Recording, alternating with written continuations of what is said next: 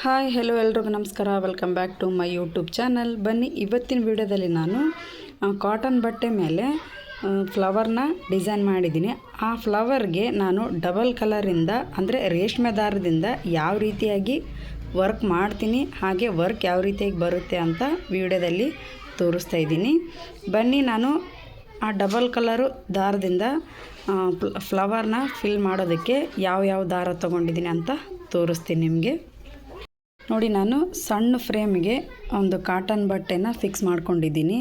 ಇದಕ್ಕೆ ನಾನು ಮಿಡಲಲ್ಲಿ ಒಂದು ಫ್ಲವರ್ನ ಸ್ಕೆಚ್ ಮಾಡ್ಕೊಂಡಿದ್ದೀನಿ. ಈಗ ಇದೇ ಫ್ಲವರ್ಗೆ ನಾನು ಡಬಲ್ ಕಲರ್ನ ಯಾವ ರೀತಿಯಾಗಿ ರೇಷ್ಮೆ ದಾರದಿಂದ ಫಿಲ್ ಮಾಡ್ಕೋಬೇಕು ಅನ್ನೋದು ತೋರಿಸ್ತೀನಿ ನಿಮಗೆ.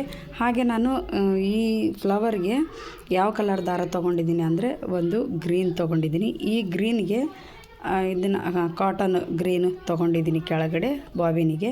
ಹಾಗೆ ಇಲ್ಲಿ ಯೆಲ್ಲೋ ಕಲರ್ ತೊಗೊಂಡಿದ್ದೀನಿ ರೇಷ್ಮೆ ದಾರ, ಮತ್ತು ಇದಕ್ಕೆ ನಾನು ಯೆಲ್ಲೋ ಕಲರ್ ಕಾಟನ್ ದಾರ ತೊಗೊಂಡಿದ್ದೀನಿ ಬಾಬಿನಲ್ಲಿ. ಈ ಎರಡು ಕಲರ್ ದಾರದಿಂದ ನಾನು ಈ ಫ್ಲವರ್ನ ಹೇಗೆ ಫಿಲ್ ಮಾಡೋದು ಅಂತ ಇವತ್ತಿನ ವಿಡಿಯೋದಲ್ಲಿ ನಿಮಗೆ ತೋರಿಸ್ಕೊಡ್ತಾಯಿದ್ದೀನಿ. ನೀವಿನ್ನೂ ನನ್ನ ಚಾನಲ್ಗೆ ಸಬ್ಸ್ಕ್ರೈಬ್ ಆಗಿಲ್ಲ ಅಂದರೆ ಬೇಗ ಸಬ್ಸ್ಕ್ರೈಬ್ ಆಗಿ, ಹಾಗೆ ಪಕ್ಕದಲ್ಲಿರುವ ಬೆಲ್ ಐಕನ್ನ ಪ್ರೆಸ್ ಮಾಡಿ ಆಲ್ ಅಂತ ನೋಟಿಫಿಕೇಷನ್ ಕೊಟ್ಟರೆ ನಾನು ಮಾಡಿರೋ ಪ್ರತಿಯೊಂದು ವಿಡಿಯೋ ನಿಮಗೆ ನೋಟಿಫಿಕೇಷನ್ ಮೂಲಕ ಬರುತ್ತೆ.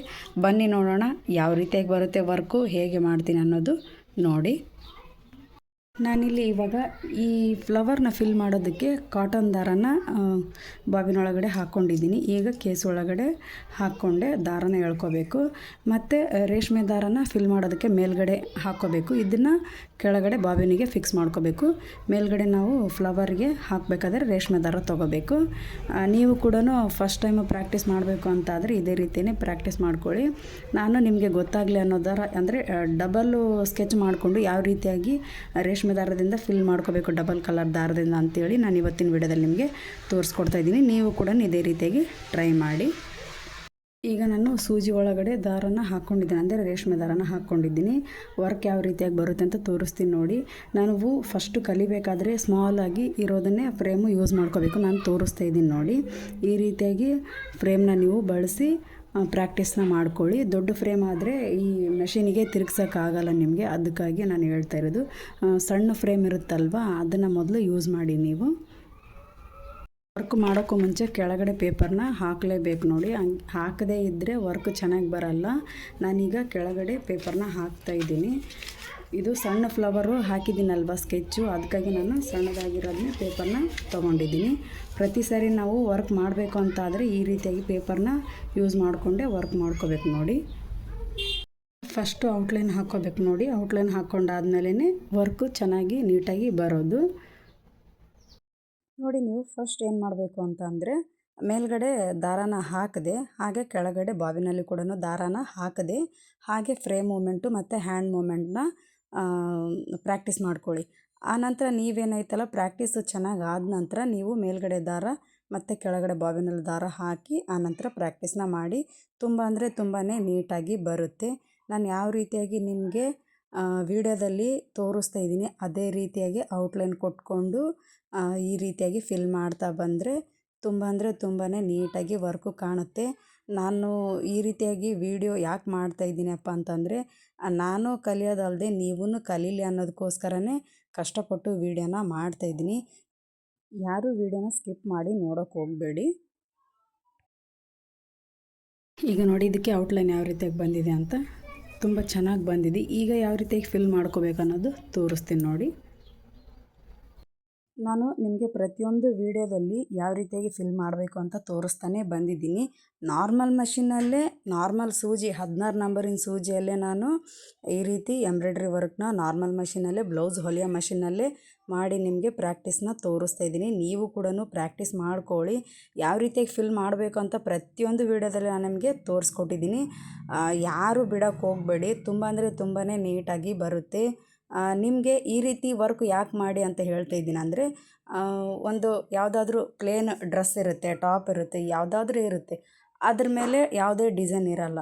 ಅದಕ್ಕೋಸ್ಕರ ನಾವೇನು ಮಾಡಬೇಕು ಅಂದರೆ ಈ ರೀತಿಯಾಗಿ ಚಿಕ್ಕದಾಗಿರೋ ಫ್ರೇಮ್ಗೆ ಡ್ರೆಸ್ ಆಯಿತು, ಟಾಪ್ ಆಯಿತು, ಯಾವುದೇ ಆಯಿತು ಅದಕ್ಕೆ ಫಿಕ್ಸ್ ಮಾಡಿಕೊಂಡು ಸುಮ್ಮನೆ ಸಿಂಪಲ್ಲಾಗಿ ನೋಡಿ ನಾನು ಯಾವ ರೀತಿಯಾಗಿ ಸ್ಕೆಚ್ ಮಾಡ್ಕೊಂಡಿದ್ದೀನಿ ಅದೇ ರೀತಿಯಾಗಿ ಸ್ಕೆಚ್ ಮಾಡಿಕೊಂಡು ಡ್ರೆಸ್ ಮೇಲೆ ಈ ರೀತಿಯಾಗಿ ವರ್ಕ್ ಮಾಡ್ಕೊಳ್ಳಿ. ತುಂಬ ಅಂದರೆ ತುಂಬಾ ನೀಟಾಗಿ ಕಾಣುತ್ತೆ. ನಾನು ಪದೇ ಪದೇ ಹೇಳ್ತಾ ಇರೋದು, ನಾರ್ಮಲ್ ಮಷೀನಲ್ಲಿ ನಾನು ಎಂಬ್ರಾಯ್ಡ್ರಿ ವರ್ಕು ಮಾಡ್ತಾಯಿದ್ದೀನಿ ಅಂತ ಪದೇ ಪದೇ ಹೇಳ್ತಾ ಇದ್ದೀನಿ. ಕೆಲವೊಬ್ಬರು ಬರ್ತಿಲ್ಲ ಅಂತ ಹೇಳ್ತಾ ಇದ್ದಾರೆ. ಬರ್ತಿಲ್ಲ ಅಂತ ಬಿಡೋಕ್ಕೆ ಹೋಗಬೇಡಿ, ಟ್ರೈ ಮಾಡಿ ಒಂದು ಸಾರಿ. ನಾನು ಹೇಳೋದು ನಿಮಗೆ ಅರ್ಥ ಆಗ್ತಾಯಿದೆ ಅಂತ ಅಂದ್ಕೊಂಡಿದ್ದೀನಿ. ಯಾಕಂದರೆ ನಾನು ಅವಸರವಾಗಿ ಯಾವುದೇ ಆಯಿತು ವರ್ಕ್ ಮಾಡಲ್ಲ, ಹಾಗೆ ಹೇಳೋದನ್ನು ಅವಸರವಾಗಿ ಹೇಳಲ್ಲ. ಯಾಕಂದರೆ ಇನ್ನೊಬ್ಬರಿಗೆ ಅರ್ಥ ಆಗಲಿಲ್ಲ ಅಂತಲೇ ನಾನು ಅರ್ಥ ಆಗೋ ಥರನೇ ನಿಮಗೆ ಮಾತಾಡ್ತಾ ಹೇಳ್ತಾ ಇದ್ದೀನಿ. ಹಾಗೆ ಫ್ಲವರ್ನ ಯಾವ ರೀತಿಯಾಗಿ ಫಿಲ್ ಮಾಡ್ತಾಯಿದ್ದೀನಿ ಅನ್ನೋದು ಸ್ವಲ್ಪ ಕಣ್ಣು ಆಡಿಸ್ಕೊಳ್ಳಿ. ನಾನು ಯಾವ ರೀತಿಯಾಗಿ ಫಿಲ್ ಮಾಡ್ತಾಯಿದ್ದೀನಿ ನೀವು ಕೂಡ ಅದೇ ರೀತಿಯಾಗಿ ಫಿಲ್ ಮಾಡ್ಕೊಳ್ಳಿ. ನಾನಿವತ್ತು ಡಬಲ್ ಫ್ಲವರ್ ಹಾಕಿ ಸ್ಕೆಚ್ ಮಾಡಿಕೊಂಡು ನಿಮಗೆ ಯಾವ ರೀತಿಯಾಗಿ ವರ್ಕ್ ಮಾಡಬೇಕು ಅಂತ ತೋರಿಸ್ತಾ ಇದ್ದೀನಿ. ಯಾಕೆಂದರೆ ಪ್ರತಿಯೊಂದು ವೀಡಿಯೋದಲ್ಲಿಯೂ ಬರೀ ಸಿಂಗಲಾಗಿ ನಾನು ಡಿಸೈನ್ ಹಾಕಿ ವರ್ಕ್ ಮಾಡಿ ತೋರಿಸಿದ್ದೆ. ಆದರೆ ಪ್ರತಿ ಸಾರಿ ನಾನು ಡಬಲ್ ಯಾವುದೂ ತೋರಿಸಿದ್ದಿಲ್ಲ ಸ್ಕೆಚ್ಚು.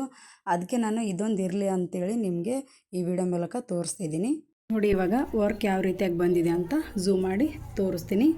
ನಾನು ಯೆಲ್ಲೋ ಕಲರು ಸಿಲ್ಕ್ ಥ್ರೆಡ್ಡಿಂದ ಹಾಕಿರೋದಿದ್ದು. ಆಮೇಲೆ ನೆಕ್ಸ್ಟು ಗ್ರೀನ್ ಕಲರ್ದು ಥ್ರೆಡ್ಡಿಂದ ಯಾವ ರೀತಿಯಾಗಿ ಬರುತ್ತೆ ವರ್ಕು ಅಂತ ತೋರಿಸ್ತೀನಿ. ಇವಾಗ ಝೂಮ್ ಮಾಡಿ ತೋರಿಸ್ತೀನಿ ನೋಡಿ. ನಾನು ಯಾವ ರೀತಿಯಾಗಿ ಮಾರ್ಕ್ ಮಾಡ್ಕೊಂಡಿದ್ದೆ ಅದೇ ರೀತಿಯಾಗಿ ಫ್ಲವರ್ ಬಂದಿರೋದಿಲ್ಲಿ. ಈಗ ಇದಕ್ಕೆ ನಾನು ಔಟ್ಲೈನ್ ಆಗಿ ಗ್ರೀನ್ ಕಲರ್ ದಾರದಿಂದ ಇದೊಂದು ಫ್ಲವರ್ ಫಿಲ್ ಮಾಡ್ತೀನಿ ನೋಡಿ. ನಾನು ಗ್ರೀನ್ ಕಲರ್ ಸಿಲ್ಕ್ ಥ್ರೆಡನ್ನು ಹಾಕ್ಕೊಂಡಿದ್ದೀನಿ. ಇದರಿಂದ ವರ್ಕ್ ಯಾವ ರೀತಿಯಾಗಿ ಬರುತ್ತೆ ಅಂತ ತೋರಿಸ್ತೀನಿ ನೋಡಿ. ಈ ಯೆಲ್ಲೋ ಕಲರ್ ಸಿಲ್ಕ್ ಥ್ರೆಡ್ಡಿಗೆ ನಾನು ಕಾಂಬಿನೇಷನ್ ಆಗಿ ಗ್ರೀನ್ ಕಲರು ತಗೊಂಡಿದ್ದೀನಿ.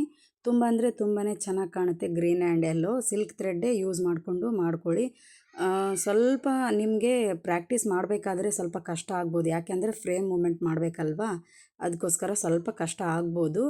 ಆನಂತರ ತಾನಾಗೆ ನೀವು ಪ್ರಾಕ್ಟೀಸ್ ಮಾಡಿದ ಮೇಲೆ ತಾನಾಗೆ ಫ್ರೇಮ್ ಮೂವ್ ಮಾಡಿದರೆ ಸಾಕು, ಡಿಸೈನ್ ತಾನೇ ಮಾಡ್ಕೊಳ್ಳುತ್ತೆ. ನಾವು ಡಿಸೈನಿಗೆ ಫ್ರೇಮ್ನ ಮೂವ್ ಮಾಡಿದರೆ ಸಾಕು, ಆವಾಗ ಈ ರೀತಿಯಾಗಿ ಡಿಸೈನು ತುಂಬಾ ಚೆನ್ನಾಗಿ ಕಾಣುತ್ತೆ. ನಾನು ಸುಮ್ಮನೆ ಯಾವುದು ಹೇಳಲ್ಲ. ಯಾಕೆ ಅಂದರೆ ನನಗೆ ಯಾವುದು ವರ್ಕ್ ಬರುತ್ತೆ ಆ ವರ್ಕ್ನ ನಾನು ನೀವು ಕಲೀಲಿ ಅನ್ನೋದಕ್ಕೋಸ್ಕರ ಪ್ರತಿಯೊಂದು ವೀಡಿಯೋದಲ್ಲಿ ಮಾಡಿ ತೋರಿಸ್ತಾ ಇದ್ದೀನಿ.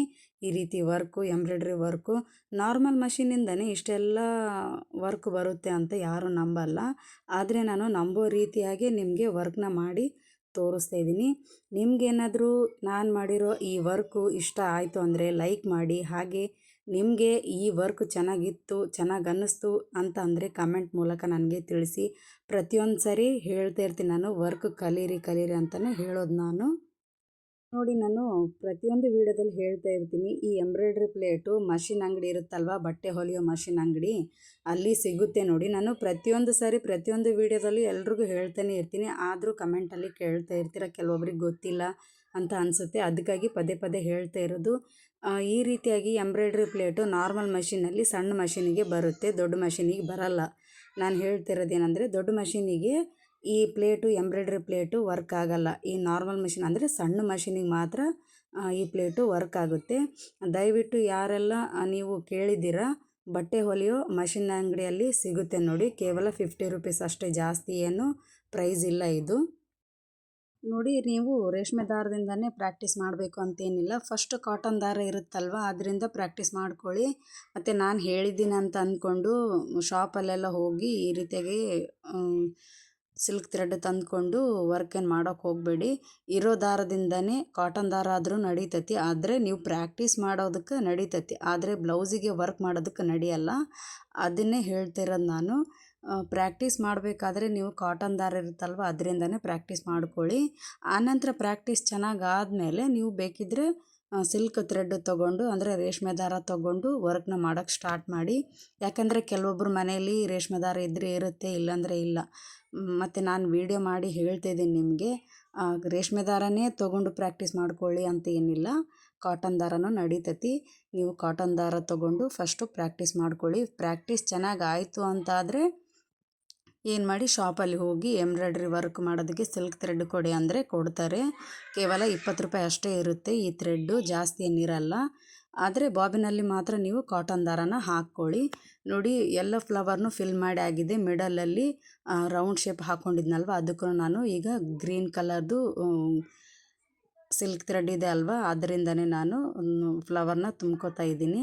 ತುಂಬ ಅಂದರೆ ತುಂಬಾ ನೀಟಾಗಿ ಕಾಣ್ತಾ ಇದೆ ನೋಡಿ. ನಾರ್ಮಲ್ ಮಷೀನಿಂದ ಹಾಕಿದಂತ ಗೊತ್ತೇ ಆಗಲ್ಲ. ನಾನು ಯಾವ ರೀತಿಯಾಗಿ ಸ್ಕೆಚ್ ಮಾಡಿದ್ದೆ ಅದೇ ರೀತಿಯಾಗಿ ಒಳಗಡೆ ಯೆಲ್ಲೋ ಕಲರ್ ಫಿಲ್ ಮಾಡಿದ್ದೀನಿ, ಹೊರಗಡೆ ಫ್ಲವರಿಗೆ ಗ್ರೀನ್ ಕಲರ್ ಫಿಲ್ ಮಾಡಿದ್ದೀನಿ. ತುಂಬ ಅಂದರೆ ತುಂಬಾ ನೀಟಾಗಿ ಚೆನ್ನಾಗಿ ಬಂದಿದೆ. ನಿಮಗೆ ಏನು ಅನ್ನಿಸ್ತು ಅಂತ ನನಗೆ ಕಮೆಂಟ್ ಮೂಲಕ ತಿಳಿಸಿ. ಈಗ ಕೊನೆಯದಾಗಿ ಈ ಗ್ರೀನ್ ಕಲರು ರೇಷ್ಮೆ ದಾರ ತುಂಬ್ಕೊಂಡಿದ್ದೆ ಅಲ್ವಾ, ಇದಕ್ಕೆ ನಾನು ಔಟ್ಲೈನಾಗಿ ಯೆಲ್ಲೋ ಕಲರ್ ಕೊಡ್ತೀನಿ ನೋಡಿ, ಅವಾಗ ಹೆಂಗೆ ಕಾಣುತ್ತೆ ಅಂತ ನೋಡಿ ಒಂದು ಸರಿ. ಒಳಗಡೆ ಯೆಲ್ಲೋ ಕಲರ್ ರೇಷ್ಮೆ ದಾರ ತುಂಬ್ಕೊಂಡಿರೋದ್ರಿಂದ ಹೊರಗಡೆ ಗ್ರೀನ್ ಕಲರು ರೇಷ್ಮೆ ದಾರದಿಂದ ತುಂಬ್ಕೊಂಡಿದ್ದೀವಲ್ವ, ಅದಕ್ಕೆ ಔಟ್ಲೈನು ಲುಕ್ ಅನ್ನಿಸ್ತಾ ಇಲ್ಲ. ಯಾಕೆಂದರೆ ಈಗ ಗ್ರೀನ್ ಕಲರ್ ದಾರಕ್ಕೆ ನಾನೇನು ಮಾಡ್ತಾಯಿದ್ದೀನಿ ಅಂದರೆ ಯೆಲ್ಲೋ ಕಲರು ಔಟ್ಲೈನ್ನ ಕೊಡ್ತಾಯಿದ್ದೀನಿ. ಈಗ ತುಂಬಾ ನೀಟಾಗಿ ಚೆನ್ನಾಗಿ ಕಾಣ್ತಾ ಇದೆ ನೋಡಿ. ಔಟ್ಲೈನ್ ಕೊಟ್ಟ ಮೇಲೆ ತೋರಿಸ್ತೀನಿ ನಿಮಗೆ ಯಾವ ರೀತಿಯಾಗಿ ಕಾಣುತ್ತೆ ಅಂತ ನೋಡಿ. ಸಿಂಪಲ್ಲು ಯಾವ ರೀತಿಯಾಗಿ ಫ್ಲವರ್ನ ನಾನು ಡಬಲ್ ಕಲರ್ ಥ್ರೆಡ್ಡಿಂದ ಫಿಲ್ ಮಾಡಿದ್ದೀನಿ. ನೀವು ಕೂಡ ಪ್ರಾಕ್ಟೀಸ್ ಮಾಡ್ಕೊಳ್ಳಿ. ಪ್ರಾಕ್ಟೀಸ್ ಚೆನ್ನಾಗಾದರೆ ಮಾತ್ರ ಈ ರೀತಿಯಾಗಿ ಪ್ರಾಕ್ಟೀಸ್ನ ಮಾಡ್ಕೊಳ್ಳಿ. ಯಾಕೆಂದರೆ ನಾನು ನಿಮಗೆ ಕಲೀಲಿ ಅನ್ನೋದಕ್ಕೋಸ್ಕರನೇ ದಿನ ಒಂದು ವೀಡಿಯೋನ ಹಾಕ್ತಾಯಿದ್ದೀನಿ ನೋಡಿ. ಗ್ರೀನ್ ಕಲರ್ ರೇಷ್ಮೆ ದಾರ ತುಂಬ್ಕೊಂಡಾದಮೇಲೆ ಔಟ್ಲೈನು ನಾನು ಯೆಲ್ಲೋ ಕಲರು ದಾರನ ಹಾಕಿದ್ನಲ್ವ, ಸಿಲ್ಕ್ ದಾರ ಔಟ್ಲೈನಿಗೆ ಕೊಟ್ಟಿದ್ನಲ್ವ, ಯಾವ ರೀತಿಯಾಗಿ ಚೆನ್ನಾಗಿ ನೀಟಾಗಿ ಕಾಣ್ತಾ ಇದೆ ನೋಡಿ. ಹಾಗೆ ಬಿಟ್ಟಿದ್ರೆ ಚೆನ್ನಾಗಿ ಕಾಣ್ತಾ ಇರಲಿಲ್ಲ. ನಾನು ಇದಕ್ಕೆ ಔಟ್ಲೈನ್ ಕೊಟ್ಟ ಮೇಲೆ ಎಷ್ಟು ಚೆನ್ನಾಗಿ ಕಾಣ್ತಾ ಇದೆ. ತುಂಬ ಅಂದರೆ ತುಂಬಾ ನೀಟಾಗಿ ಕಾಣ್ತಾ ಇದೆ. ನಿಮಗೆ ನೋಡೋಕ್ಕೆ ಯಾವ ರೀತಿಯಾಗಿ ಕಾಣುತ್ತೆ ಗೊತ್ತಿಲ್ಲ, ಆದರೆ ನಾನು ಕ್ಲಾತಲ್ಲೆಲ್ಲ ಹಾಕಿದ್ದೀನಲ್ವ, ತುಂಬಾ ನೀಟಾಗಿ ಚೆನ್ನಾಗಿ ಬಂದಿದೆ